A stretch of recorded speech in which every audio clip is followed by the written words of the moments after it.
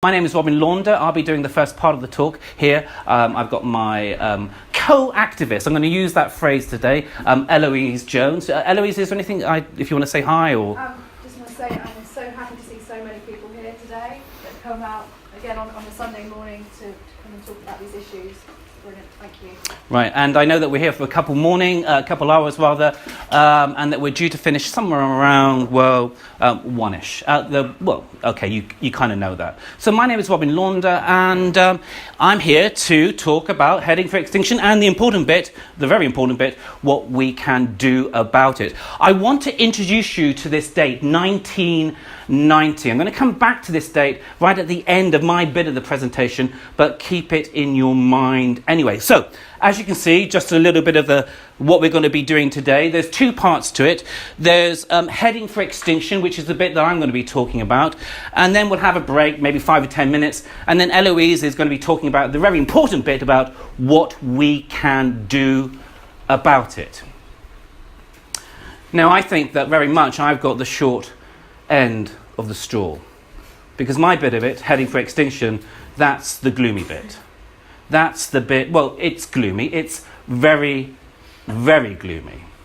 In fact, my half of the presentation might generate in you a number of emotions. You might feel, for instance, frustrated that this situation has got as far as it has. You might feel a bit numb, actually.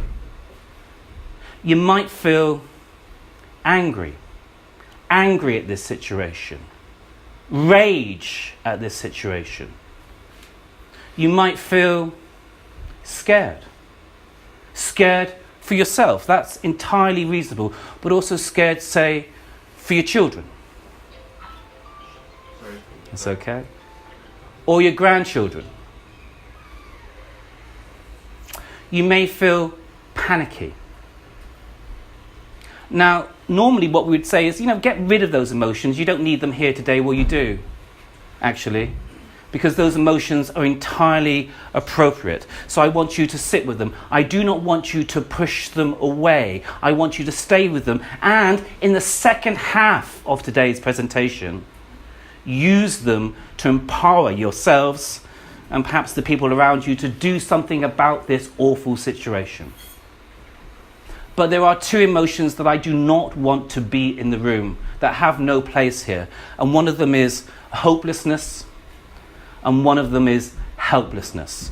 Because we are not hopeless, we are not helpless, and together we have a voice. Together we can make a difference, and together actually we are making a difference.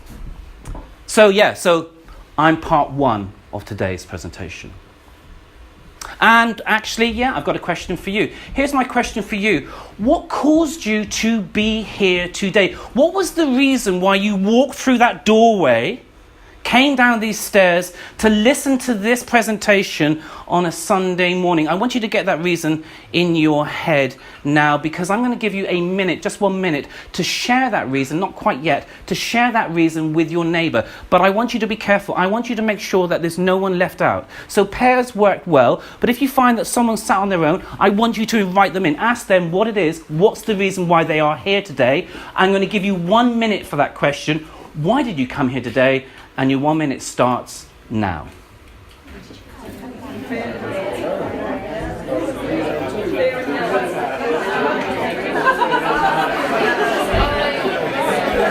Sorry, what did you say for your reasons? Fear and guilt. Oh God, I get that feeling. I understand that.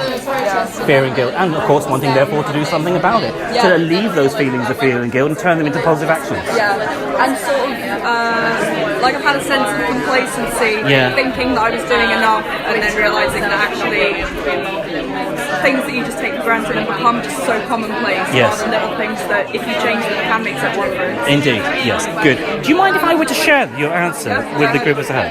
Thank you.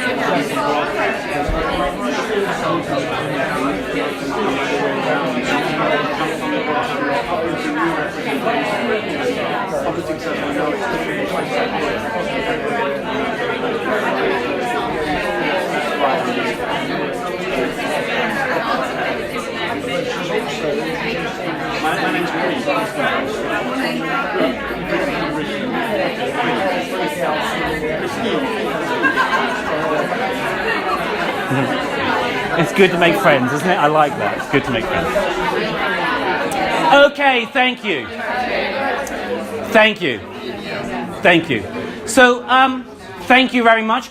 I managed to have a little bit of a conversation. Actually, if you don't mind, I'm going to share your answer. You said the reason why you were here today was a lovely answer, by the way. You said fear. Well, I understand that. And then you said a word which I haven't heard before in this context, but it resonates with me. I'm going to say it out loud. You said fear and guilt. Actually, I feel guilty about some of the stuff that I've done in the past. I didn't realise that some of these things were having such a massive impact. And then we talked about using that fear and guilt to generate it into actions, to do something about this. So, thank you. And I bet that there were similar responses in this room, throughout this room. The reason why I'm here, by the way, same reason. But I've got a specific reason today, and my reason is to tell the truth. That's it. Not my truth, by the way, not mine, no. The truth according to scientists. That is, people who are objective and have no vested interest in this other than staying alive, right? To tell their truth, the scientific truth. And encourage you to, well, act as though that truth is real, because it is. To do something about it. It rests on our shoulders. And Eloise will be talking about that bit of it in the second part. And we are actually, this place, our home, the only place in the universe that we know that life can exist, the only place in the universe that we know that we can exist, this pale blue dot, as Carl Sagan calls it, well, this home, our home, is in crisis. It's in crisis. And the crisis comes in two forms. One is a climate crisis. It's hotting up. The second is an ecological crisis. Life is dying out. And the two are linked. Climate affects ecology, and ecology affects climate. I know that you would have come across these headlines at the end of last year. We have 12 years to limit climate change catastrophe, warns the United Nations. You saw them, didn't you? These headlines, many like them across the world's media. Well, this headline here came as a result of, a report that these people, the IPCC, the Intergovernmental Panel on Climate Change, produced in October 2018. It's called SR15, Special Report 15. Now, to give that report some context, right, what happened was 3 years before, our country and virtually every country in the world signed up, as you know, for something called the Paris Agreement. And according to this Paris Agreement, we and other countries too agreed to strengthen the threat of climate change by, holding the increase in global temperatures to 2 degrees Celsius as compared to pre-industrial levels, whilst at the same time pursuing efforts to limit it to 1.5 degrees Celsius. Now, back then in 2015, they weren't quite sure what the difference was between 1.5 and 2 degrees Celsius in terms of the impact on this world in which we live. So they tasked the scientists to find out. And the result of that finding out, that investigation, was Special Report 15, SR15. And indeed, there it is. And I'm going to share with you the findings of SR15. The scientists said this. They said that 2 degrees Celsius against pre-industrial levels is much, much, much worse for us and the millions of species that we share this planet with. And that we absolutely must limit warming to 1.5 degrees Celsius. By the way, that's not a safe level. It's just less catastrophic than 2 degrees Celsius. Which means that we must not use any more fossil fuels. That's it. It's got to stop. We can't dig up anymore. We can't go looking for any more. And we can't use what's in the ground and we know it's there. We can't use it. There's a carbon budget and we are severely, dangerously overspent. And despite The headlines that say we've got 12 years to save the planet, and by the way, that was last year, so this year it's 11. Despite those headlines, there's no time to lose. We've got to act now. And we've got to act now because IPCC projections is that we're going to reach 1.5 degrees Celsius somewhere between 2030, 2052. So the science is, well, there's no confusion. It's unambiguous. And therefore, of course, the scientists are unambiguous too. This is Deborah Roberts. She's the co-chair of the Impacts Committee, the committee that wrote this report. She says, we must act now. This is the largest clarion bell from the science community. And I hope it mobilizes people and dents the mood of complacency. This is Eric Solheim. He's the executive director of the United Nations Environment Programme. That's the parent body of the IPCC. Of that report, Special Report 15, he says, it's like a deafening, piercing smoke alarm going off in the kitchen. We have to put out the fire. And this is Professor Schellnhuber. He's a climatologist. He's also the founding director of the Potsdam Institute for Climate Change Impact, Climate Research Impact. He's also an advisor to Angela Merkel and the Pope. He says, climate change is now reaching the end game. The issue is the very survival of our civilization. So the science is clear, the scientists are clear. But despite that, I actually want to talk a little bit about the science. And I want to address three things in my part of the presentation. I want to talk about temperature.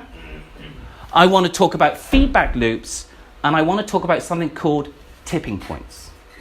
So the temperature now, today, is about 1.1 degrees Celsius against pre-industrial levels. It's been hovering around there for the last 4 years. And by the way, you know that. You don't know that because you are climate scientists, so there may be some climate scientists in this room. No, you know it because you are human beings alive today on this planet. That's why you know it. You know it, right, because you remember, don't you, the forest fires in California last year. You remember those, don't you, right? And you might remember, too, the fires that they had in the north of Sweden, in the Arctic belt, right, in the Arctic area. Nevertheless, they had fires there, too. And you might remember the hurricanes that they had in the Caribbean and on the east coast of America. You might remember that. And the floods that they had in Kerala and indeed in Thailand. And you might remember closer to home, the moorland in Yorkshire last year that caught fire, and then caught fire again, and then caught fire again, and then a couple of weeks ago caught fire again, and then again. Anyway, you know it's getting hotter. You know it's getting hotter because you're aware that actually we're getting really unseasonable weather. And you're right, it is getting warmer. In fact, right, it turns out that 20 of the last 22 years were the hottest on record. And the last 4 years, the hottest. And 2018, the year that Special Report 15 was written, the hottest on record. So yeah, things are heating up. And you know why too, don't you? It's because we're pumping more and more and more at an increasing rate of CO2 into the atmosphere. So yeah, that's where we are now. And if we carry on that trajectory, we're going to hit 1.5 about, 2040. But it doesn't sound much different, does it, right? I mean, 1.5 degrees Celsius against pre-industrial levels. I mean, there's a different temperature between night and day. It's bigger than that. It doesn't sound that much. If I put it up 1.5 degrees in this room, I don't think necessarily that you would notice it. It doesn't sound much. But of course, that's the global average. It's different in different parts of the world. So here's a heat temperature of the world. And as you can see, the north is heating up dramatically. In fact, Canada is heating up twice the global average. And for the Arctic, it's even faster. But you can also see sort of splurges of blue too, can't you? There's a splurge there just below Greenland, the North Atlantic, next to us in the UK. It's getting cooler there. And the reason why it's getting cooler there, by the way, that's the melting ice from Greenland and the Arctic. It's cooling down the ocean there. Yeah. So, in fact, let's stick with ice. You know, don't you, that in terms of the North, sorry, very nice to see you. You know, don't you, in terms of the North Pole, what happens is the Arctic sea ice is at its greatest during the winter, and then it retreats in the summer. It's like the Arctic sea ice is breathing, if you like, over the seasons. Well, as the years have gone by, we're getting less and less Arctic summer sea ice. Take a look at this. So this is 1980. Watch this.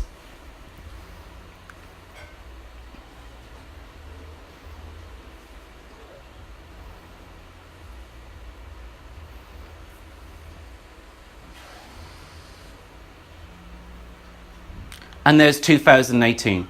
In 2018, they do the records, by the way, they do the measurement in September, so that's a month before Special Report 15 was published. In September 2018, it was 4.6 million square kilometres of Arctic sea ice. If we go back to 1980, well, it's 7.7 million square kilometres. Now, forget about the numbers, don't look at the numbers, just look at the green, the splurge of green, right? That's 1980, and that's last year. Things are heating up. So this is where we are, 1.1, and we're going to hit 1.5 according to IPCC models in about 2040. All things being as they are, all things predicted by these models, but we know, right, that actually things are speeding up. And anyway, it's really difficult to predict these things. And when we do make predictions, generally speaking, they're not as bad as they need to be. Actual observations are often worse. One of the problems is it's very difficult to predict things that we don't know. And even things that we do know, it's difficult to kind of put them into the models because it's, well, a dynamic system. One of those being, of course, feedback loops. Here's a feedback loop. It's called the albedo effect. You know the albedo effect. You know when you go out into the sun and you're wearing a black t-shirt, right? Well, that soaks up the sun's rays. But if you wear a white t-shirt, well, that reflects those rays out, and so you're not so hot. Well, the same thing happens up in the North Pole and indeed the South Pole in terms of ice. It goes something like this. You get a temperature rise. As a consequence of that, the Arctic sea ice melts, and therefore there's less reflection, less white ice to reflect it back. There's more dark seas to suck in those sun's rays, so you get a temperature rise. The Arctic sea ice melts, less reflection, more absorption, and so on. Here's another one. You get a temperature rise. The Arctic permafrost melts. That releases CO2 and methane. Now, methane is 28 times more potent than CO2.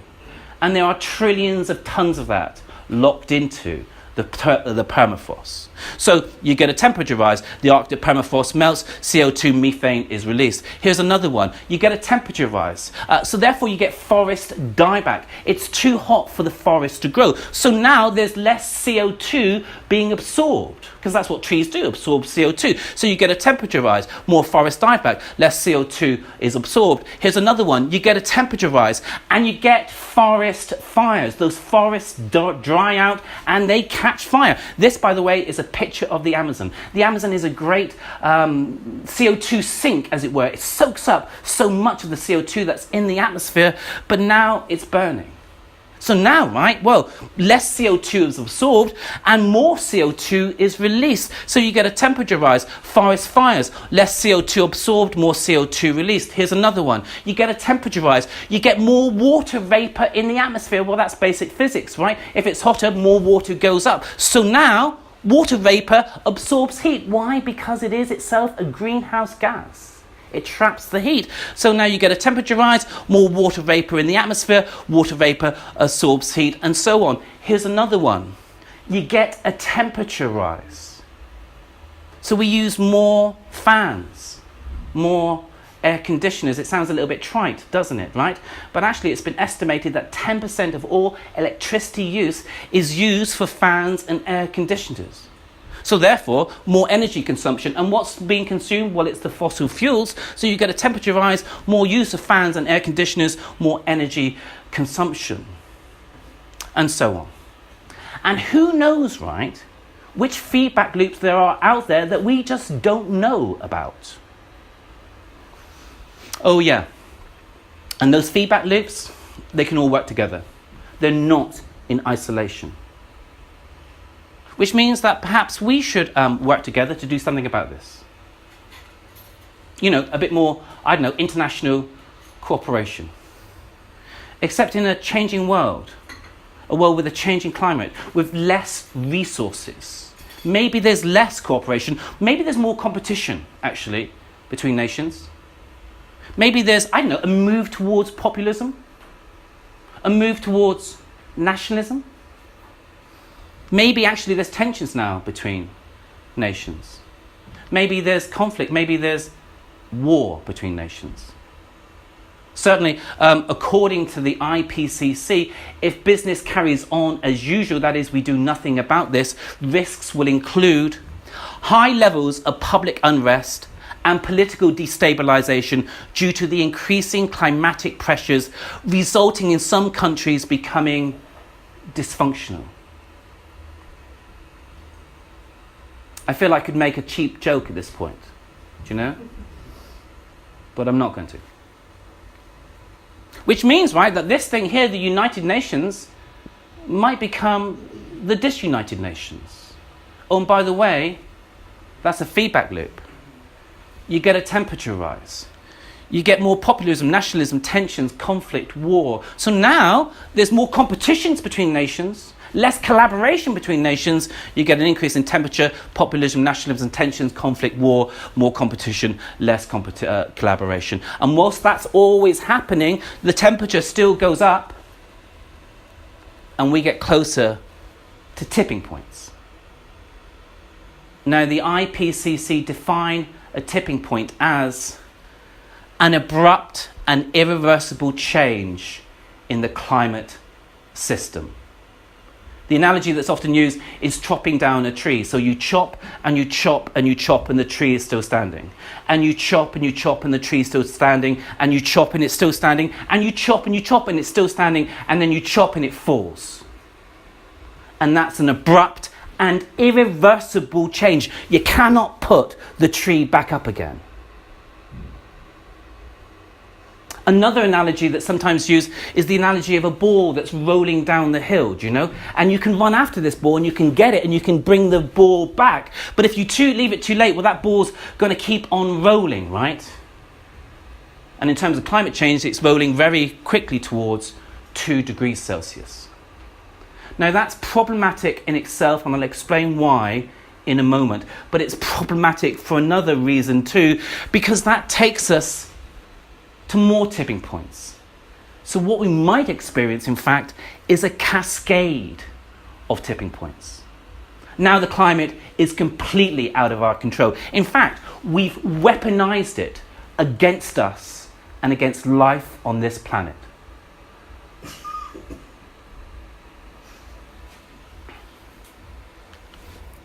Here's some of those tipping points. So we're looking at the pink, 1 degree Celsius to 3 degrees Celsius against pre-industrial levels. Well, the Greenland ice sheet melts away.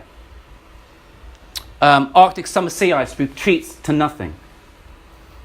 We lose our alpine glaciers. In fact, we're going to lose 50% by the 2050s and 75% by the end of the century, and there's nothing that we can do about it because those changes are baked into the system. If you turn off the car's engine, right, and put it into neutral, it's still going to go forward, and that's what's happening. This stuff is already baked in. Oh yeah, and we lose coral reefs and the West Antarctic ice sheet. And that can trigger further tipping points. So that takes us close now to 3 and 5 degrees Celsius. Let's just look at one of those, the Amazon rainforest. It turns into savanna at that degrees. And it takes us closer to others too. So we have Arctic winter sea ice in the 5 degrees above pre-industrial levels gone. And at the other side of the world, we have East Antarctic ice sheet gone. And permafrost gone. And all the trillions upon trillions of methane, tons of methane that's in the permafrost. The world will be a completely, hold your questions to the end if that's okay, but the world will be a completely different place. Hands up if, right? Hands up if you would get onto a plane if you knew that there was a 1 in 20 chance that that plane would crash. Let me change the question. Hands up if you would put your children on a plane if you knew that there was a 1 in 20 chance that that plane was going to crash.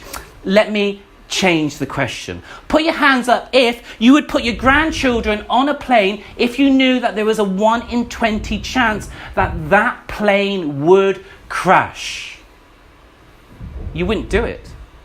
And yet that's exactly what we are doing with the climate. This guy here, Professor Ram Ramanathan, a leading scientist in this area from the Scripps Institute of Oceanography, he says that there is a 5%, 1 in 20 chance, a 5% chance that we're going to hit 5 degrees Celsius.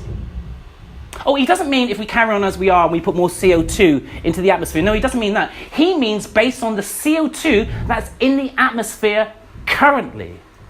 That puts us in 1 in 20 chance. We're playing Russian roulette, aren't we? With our lives, our children's lives, our grandchildren's life, the species that we share this planet with. We don't play nicely, do we? And still, we look for more oil, more gas. Still, we dig up more coal. Still, we build more runways. Still, we drive our polluting cars. Still, we tear down these ancient forests and burn them clear. Still, we eat our beef and our dairy products, something that we are, it seems, addicted to the point, right, that these things, cows, cattle, are farmed on industrial scales. To the point that their digestive processes itself adds to climate change, global warming, the climate emergency, due to the methane that's released. And still, we burn our coal. Globally, actually, it's gone down. The burning of coal. Well, good news, but it's gone up in India, and it's gone up in China. You know, the 2 biggest countries in the world in terms of population. They're just building them now. Yeah. Oh, and they're not building them for 5 years. No, these things have got lives of 30, 40, 50 years. And still, the CO2 goes up. In fact, it turns out 2018, the year that Special Report 15 was published, in 2018, CO2 levels went up by 2.7%. In fact, concentrations of CO2, this only came out in May, but this refers to April figures. Concentration of CO2 was 415 parts per million in April. It's the highest it's ever been. The time it was like that level before was 3 million years ago. I want to go back to this picture. You know what this picture reminds me of? It reminds me of that Greek study, that Greek story of King Sisyphus. Do you remember that story of King Sisyphus? You might have did it when you were at school. King Sisyphus, right? So he thought he was more clever than the gods, more clever than Zeus himself, and he used trickery and deceit and manipulation to get his own way. Well, Zeus found out, right? And he punished him to an eternity of having to roll up a boulder just about to the summit of a hill. And just as it gets to that summit, it rolls all the way down again. That was his punishment. Well, I think as a species, we're like King Sisyphus. I think we're arrogant and conceited. I think that we are more clever than nature. And there's definitely been lies and deceit and manipulation from governments. That's clearly in the record. From lobbyists, from leaders of business. These are the new current kings, aren't they? These leaders of business. The difference, though, between us and King Sisyphus is we won't even be able to move the boulder. It's an abrupt and irreversible change. But let's take it back to 2 degrees Celsius. That's where we're heading. 1.5, then 2 degrees Celsius. Now, scientists are particularly worried about 2 degrees Celsius because they think there's some tipping points there. I've got a question, right? And I want you to shout out the answer. Honestly, if you know the answer to this question, even if I'm talking through it, don't worry about it. I want you to shout out really loud so I can hear your answer, right? So be prepared to answer this question. Here's the question. Shout out if you can see the similarity, the connection. Shout out if you can tell me what's similar between these cities in the British Isles. Aberdeen, Belfast, Brighton, Bristol, Cardiff, Dundee, Edinburgh. They're all by the sea, they're all on water, they're all by the coast, all they're on tidal rivers. All those cities. In fact, it turns out that 30% of people in the UK live within 5k of the coastline. Let's go back to Greenland and the Antarctic.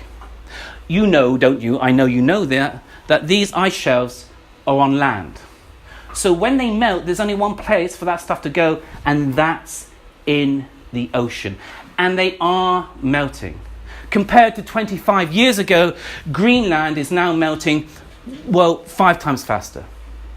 Compared to 25 years ago, Antarctica, 3 times faster. Which means that the people who live there and in many other areas in the UK are going to have to move. But of course, we're an island nation, right? We would expect that. We're bound to be by the coast, island nation. Well, this picture is the same picture globally. People live mainly by the coast. That's the deal. It's what we do as human beings. Oh, not just now, but they'll live by the coast in the future too. So let's just look at the current population globally. The current global population is 7.7 billion. When I was 5, in 1970, it was half that. So since 1970, it has doubled. The projections from the United Nations is that we're going to hit 10 billion, in 2056, the 2050s. Well, let's look at projections then of where people will be living. So this is the coastal bit. And the red dots, I know you can't see this that clearly, so I'll talk you through it. The red dots are urban areas, cities of at least 10 million people, right? And the orange, that's 5 to 10 million. And the green is, 1 to 5 million. You can get the idea. The rest of it is lower than that. So let me count up just the red. But I'm going to count it up in blocks of 10. So 10 million. So we got 10, 20, 30, 40, 50, 60, 70, 80, 90, 100, 110, 120, 130, 140, 150, 160, 170, 180, 190, 200 million there live by the coast. Oh, at least, remember I said to you it was 10 million or more. So there's 200 million, and I've not looked at the others. And as these sea levels rise, those people will have to move. Oh, and the people that are in the middle of those continents, they're going to have to move towards the coast because it's going to be too hot to live there. Oh, and if they're somewhere along the tropical belt, they're going to have to move out there too because it's going to be too hot to live there too. I suspect one of the things that strikes you about this particular map is that most people here in this map, it's going to affect the global south. There's climate injustice here. In other words, the people who are least responsible for putting that CO2 into the atmosphere are the people who are going to be affected first. No, forgive me, missaid, are being affected first due to climate change, the climate emergencies. 3 years ago, we experienced, 3 years ago, there was the Syrian conflict. A nasty, brutal conflict, the effects of which are still being experienced today, clearly. That generated 1 million refugees. Most of them stayed within the Middle East area. Some came to Europe. But we didn't deal very well with that, did we? We weren't perhaps as welcoming as we could be. In fact, I don't know, maybe it contributes to the explanation why there's been a degree towards the right, an increase in populism. That was 1 million refugees. The World Bank, a conservative Organization doesn't make wild predictions. The World Bank predicts that by the 2050s, there's going to be 140 million on the move. The United Nations suggests that it could be as high as 1 billion. That's 1 in 10 of the entire global population on the move. And while they are on the move, well, there's still going to be storms, but they're going to be worse. And cyclones and hurricanes and storm surges. Oh, and floods and rain, because there's now more water vapor up in the sky. I mean, rain. And the paradox is, despite all that water, there's going to be droughts too. And heat. And heat waves. I think a heat wave, the wave bit is a misnomer. It doesn't move. A heat wave is where heat stays in one place. And forest fires. And desertification. And crop failure. Oh, and famine. And disease. And unrest. And I'm sorry. I'm sorry that that's what awaits us. And I'm sorry because that's what we're experiencing today. And I'm sorry because I'm going to show you this video.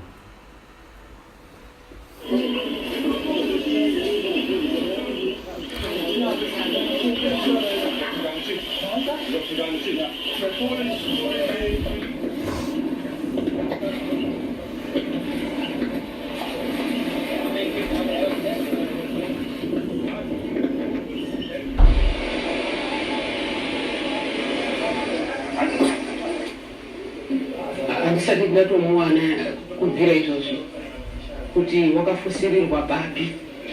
Saka imba yacho hapasina chinonzi imba, hapasina chinonzi mudziyo, hapasina chinonzi chokupfeka, hapasina chinonzi chokufuga, angosara matombo chete. Shimba yabva yatodhirika ndobva ndatodhirikirwa mwana wangu wanga ari pasaidhi ari pamubhedha, saka handinokwanisa kubata mwana, handitozivi kuti mwana wakabudawo sei. Ini pandakadhirikirwa ndakandozonza maguwe ratosvika ndo rakandipushira kuti ndibude kunze.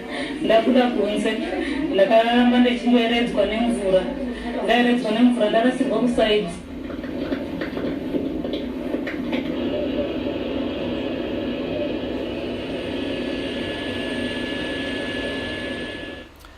The climate emergency predicts an increasing severity in storms.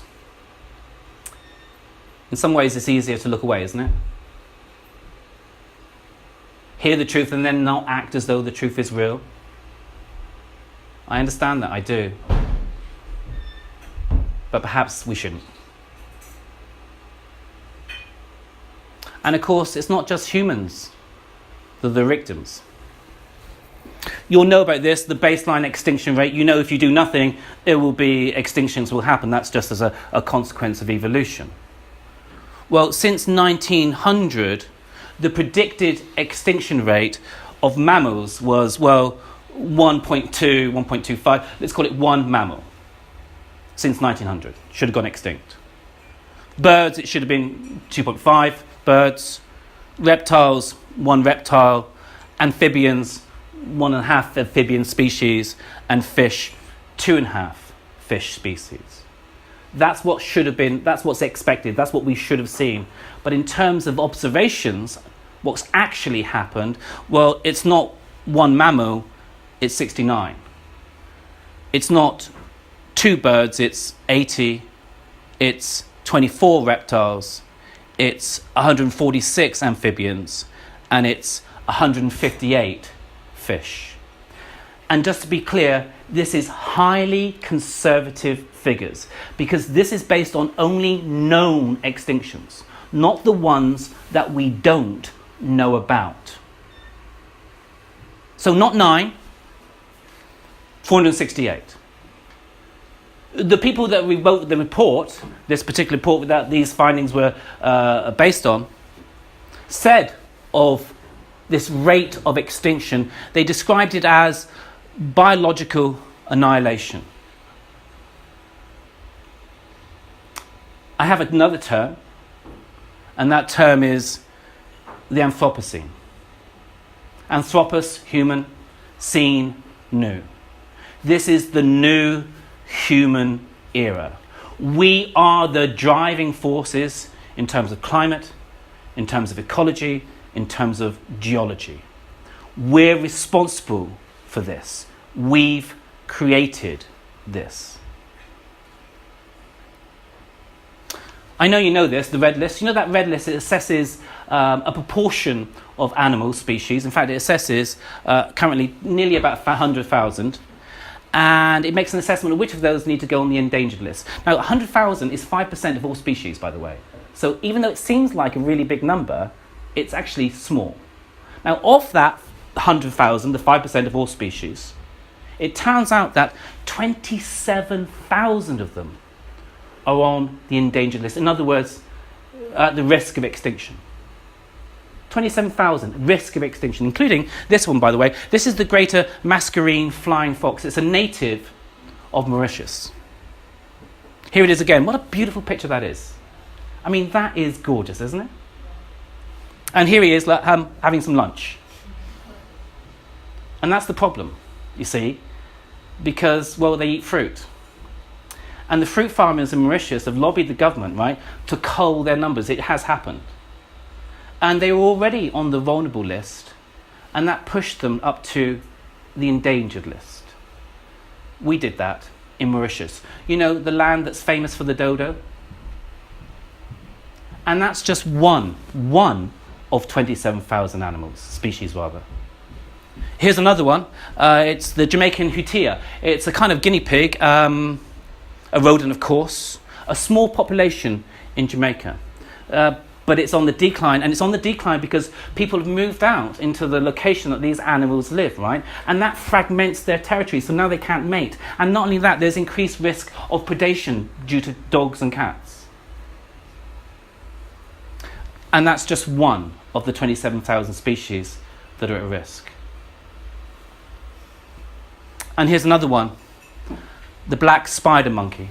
It's the largest primate in South America. It lives north of the Amazon. It's been assessed in terms of its intelligence levels. It's the most intelligent primate, by the way, too. And I think that must be also in comparison to human beings. Because how stupid are we, given what we're doing to the planet? Anyway, it's a big animal, a big primate, so it needs a big range. But unfortunately, all the trees are being cut down. So that, again, it fragments. So now, of course, they can't mate so easily. Oh, and they're also hunted. They're hunted for their meat. Yeah. And this animal, of course, is linked to the ecology of that area too, because they eat fruit. And as they're eating fruit, they drop seeds. The same with the flying foxes. They drop seeds, physically or through their feces. They're interwoven with the ecology. And that's just one of the 27,000 species that are at risk of extinction according to the Red List. And then we find less than 2 weeks ago, we had another United Nations report. And we find that 1 million species are at risk of extinction. Not my report, the United Nations report. 1 million. My head can't compute that. We've not been evolved to know what 1 million looks like. I'm going to try an analogy, right? This is Old Trafford. This is Man United's football ground. It holds 76,000 people, right? That's its capacity. So now let's imagine it's all full up, right? And you wipe everyone out.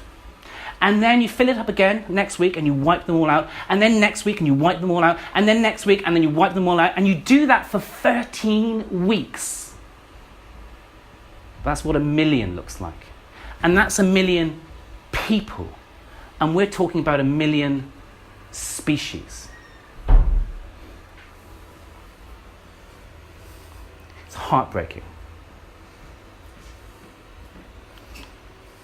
And we've just looked at 3. 3 mammals, that's all we did, 3. Let's stick with mammals. It turns out, right, if we look at all mammals in the world, all mammals, 60% of livestock, 36% are humans. 4% are wild mammals. You know that word guilt that you were talking about earlier on? How can we not feel this? And if we look at birds, well, it turns out 70% are, well, essentially chickens. 30% are in the wild. It's been suggested that if there are future people that want to find out when the Anthropocene period began, these archaeologists, one way we do that was to dig down anywhere in the world, and when you hit a layer of chicken bones, you've hit our era.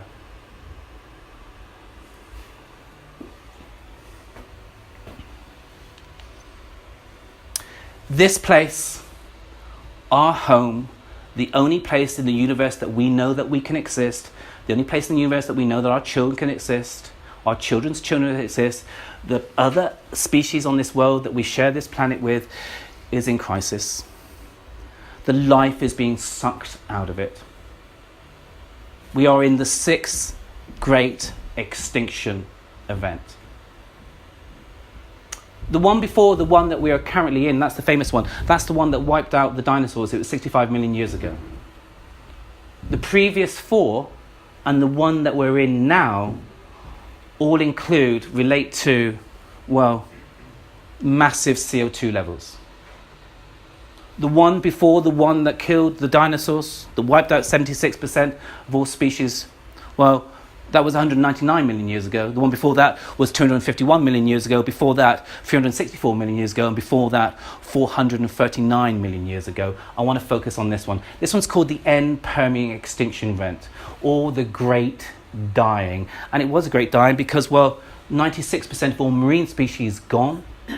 70% of all terrestrial species gone. A report came out just last year, December last year, right? And they wanted to find out, well, what was going on? What caused this to happen?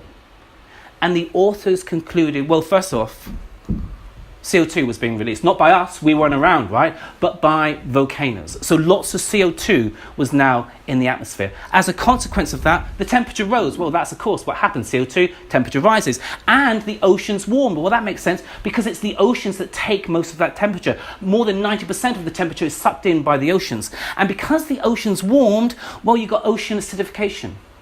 So marine life died, including phytoplankton. Now, phytoplankton does for the oceans and the atmosphere what plants on Earth, on land do. That is, they create oxygen. So now, oxygen levels are down. So you get more marine life dying, and in fact, more land creatures dead. And the authors of this report say, rather archly, that we should, well, be wise to take note. Because these ecological environmental adaptations are the predicted consequence of the climate emergency that we are currently experiencing, heading towards extinction. Oh yeah. And it turns out that worldwide 60% of all vertebrate animals have been wiped out since 1970. Now that's not in terms of actual total numbers. It's the kind of the average of all the species put together. It's 60%, right? But nevertheless, it causes this guy, Mike Barrett of the WWF, to say if those 60% were human numbers, that would be equal to the emptying of North America, South America, Africa, Europe, China, and Oceania. All those people gone. We'd know that if it happened, wouldn't we? We would rightly mourn it. The worst effective area, well, actually it's freshwater habitats. I mean, everything else is awful, right, as well. And geographically, the place of the world that's most severely affected, well, it's South America and Central America, and a close, very close, Eastern Asia as well. Borneo, Thailand, Indonesia, those places. Oh, and we know why, don't we? Because we don't need to be climate scientists to do this, to know this, or indeed to be any scientist. We know why. It's because, well, we're tearing down the forests for cattle. Oh, and if it's not cattle, thank you, it's palm. Looks lovely, doesn't it? It's a monoculture. It's, if you like, green concrete.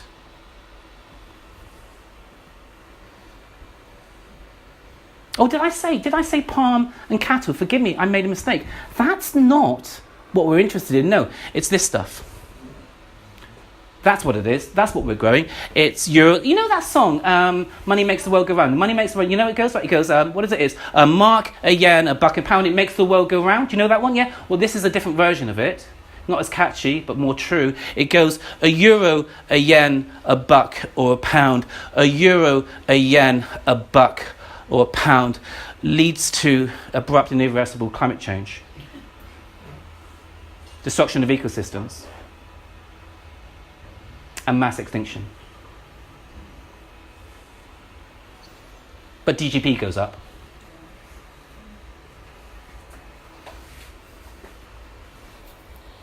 And in fact, the tearing down of our rainforests and our ancient forests and the burning of our ancient forests means that up to a third of all CO2 that's going up into the atmosphere is a result of that. It's what we're doing.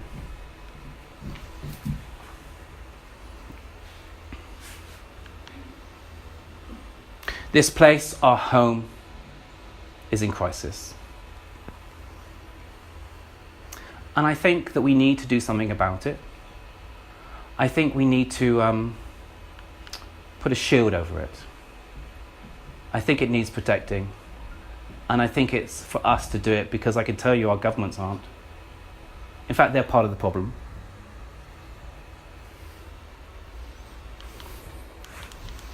Forgive me, I was kind of, yeah. Oh, yes, and it's worse. It's worse. Because, of course, let's not forget about the plummeting in insect numbers. And insects, of course, right at the bottom of the food chain. And they are, of course, our pollinators. They're connected with our lives. We are connected with theirs. In fact, it causes this guy here, Professor Elric, to say, in pushing other species to extinction, humanity is busy sawing off the limb on which it perches. Oh, how are we doing in the UK? Well, actually, in the UK, we're not doing that good at all. We also have our widespread loss of pollinating insects. And we're going to miss most of our 2020 nature targets. And, 1 in 10 of our species at risk, wildlife species at risk of extinction. This was 2016. The situation will be worse now. And we're going to carry on government policy with fracking, even though it's going to lead to as much CO2 release as 300 million new cars. And we've just gone ahead and said, let's have another coal mine. That's what we need to be doing now. And we're going to build that runway. Look at the banners here right at the end. It says climate wrecking third runway, because that's what it is. It's a climate wrecking third runway. I want our government, our country, to be leading the fight. But actually, we're part of the problem. This is interesting. This is quite useful, actually. You can get this online. It's from the National Statistics Office, Department of Business, Energy and Industrial Strategy. So this is governmental figures, and this is good news, right? So it's good to have some good news. Well, it turns out that if we look at the light blue is just greenhouse gases. Since, 2016-17, there's been a 3% reduction in greenhouse gases. Well, that's good news. And 1990 to 2017, a 42%. Well, that's something to be cheerful about. And if we look at just carbon dioxide in the UK, 2016-17, 3% reduction. Well, that's good. And 37% reduction in carbon dioxide, CO2 levels in the UK. Well done, UK. There's a problem, though. Because those figures there, they don't take into account aviation. Quick question for you, right? So which country is responsible for the most airline flights in the world? You're going to say the UK because we were talking about the UK. No, it's not. That would have been it is the United States of America. It's what you'd expect. Big country, lots of people, right? Of course you would be. So my question to you is then, I'll change the question. Which country after the United States is the country that's most responsible for most airline flights in the world? You're going to say the UK because we've been talking about the UK. I mean, forgive me. No, it's China. Well, it makes sense. It's a big country, lots of people, right? So which country after China is the country that's responsible for the most airline flights? You're going to say the UK, right? Because we've been talking about the UK, yeah? And it is the UK. This place, little old us, this small little tiny place, is responsible for the country that has more flights than any other apart from America and China. And those figures do not take into account aviation. And nor do they take into account shipping. And you might have noticed we're an island. And 90% of all trade moves by boat, but it doesn't take into account shipping. I begin to wonder, don't you, about those stats? In fact, if we look just at the carbon dioxide, the 37%, it's not. Since 1990, it's been a 10% reduction. And it's not 3% a year, it's 0.4% a year. I'm reminded of that phrase, where does it go?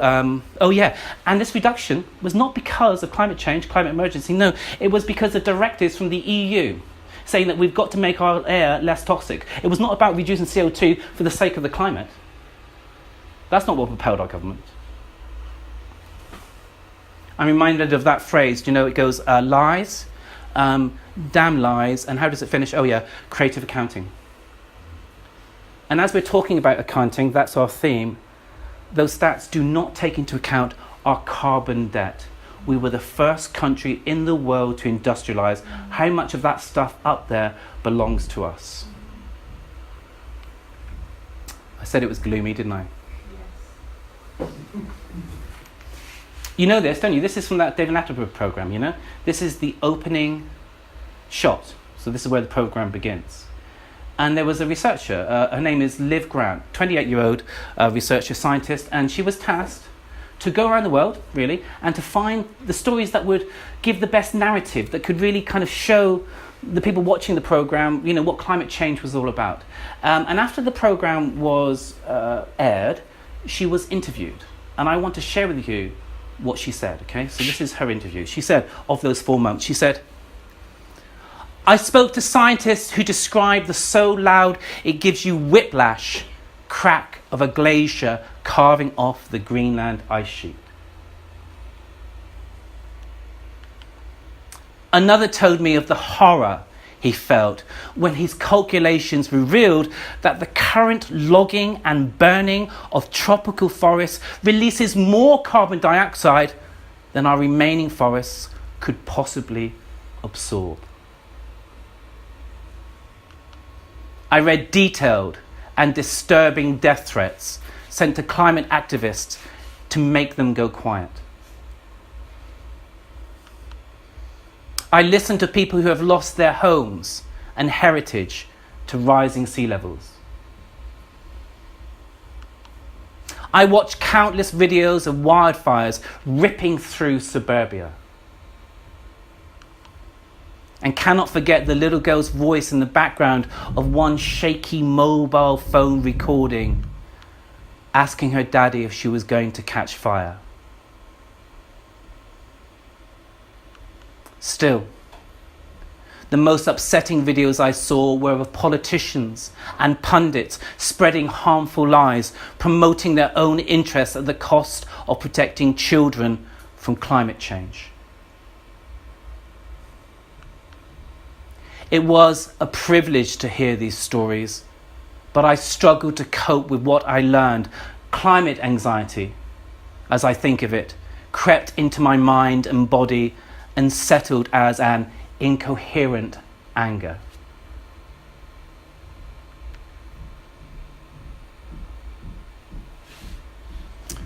I know you know this, Earth Overshoot Day. I bet you come across it. I'm going to give you the definition of it, if I may, though, however. Earth Overshoot Day marks the date when humanity's demand for ecological resources and services in a given year exceeds what Earth can regenerate in that year. It is, if you like, our ecological budget. Well, if we look at this is, if we go all the way back to 1969, oddly it's not on the graph, but it's bottom left. It turns out that globally we used about a year's worth of resources in about a year. But as time has marched on, however, look how quickly in the year we're using Earth's resources. Globally, it's now August the 1st. And that's the global average. So it's not one Earth, 1 year. We're using 1.7 Earths in 1 year. And as I say, that's the global average. Country by country, it's different. So here's the United States. Oh, and look, The UK, you know, with our government that's proud of what we're doing to fight climate change. Yeah, 2.9 Earths a year. And at the top, well, France isn't far behind us. And there's India. The only one in this list that's below 1. But of course, as you know, India, massive population, a billion or so. Most of them very, very poor. And I can imagine, and it's not really a leap of fancy to think this, that the people living in that country who are poor will go, you know what, I want to have a life that's a little bit like the people in the West. No, the people that are in my own country that are in the middle classes, I want a bit of their life. I wonder what's going to happen to 0.7. I wonder whether it's going to go up. It can only go one way, can't it? Do you remember that date? Right at the beginning, 1990. Well, it turns out that 1990 was the year that the first IPCC report was published. They got together in 88, published a report in 1990. And this report contained dire warnings. I mean, this is the best scientists of the day, right? Dire warnings about the state of the climate, and that we absolutely must keep the climate change, the climate temperature increase to below 1 degree Celsius. In 2018, we've got Special Report 15. Contains dire warnings from the world's leading scientists, and we absolutely must keep global temperatures below 1.5 degrees Celsius. We don't have a very good track record, do we? But nevertheless, the first report came out in 1990, which means, right, that in 1990, we knew the temperature was going up there, and still we did nothing about it.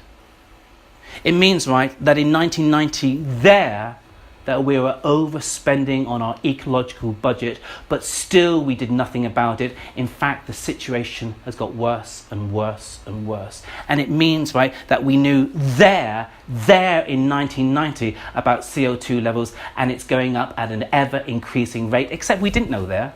We knew in 1958. That's when they started doing these recordings, 1958. But you know what? Maybe someone didn't get the memo. Do you know? Maybe they wrote the wrong postal address. So it didn't get to the people that need. I mean, it's easily done. I've done it myself. So let's give them the benefit of the doubt, right? But we knew since 1990. Which causes this man here, David Wallace Wells, the author of The Uninhabitable Earth, to say, we have now engineered as much ruin knowingly as we ever managed in ignorance. Wow. These people knew in 1990, or rather the forerunners of these people knew in 1990, and they did their duty. They told these people. And because these people knew, well, then these people knew. But still it went up. Still the situation became ever increasingly dire. So personally, I think we need a rebellion. I think we need an extinction rebellion. I think the government isn't looking after us, and I think it now rests on our shoulders to do something about it. That's the bit that Eloise will be talking about in a moment. But before we do, there's a lot, isn't there, right, in that presentation. I think we need a minute. I think we need a minute just to sit with some of that stuff. You don't need to push those emotions away. They're appropriate. How you spend that minute in silence is up to you. Think the thoughts that you need to think. But let's have a minute anyway. Well done, Robin.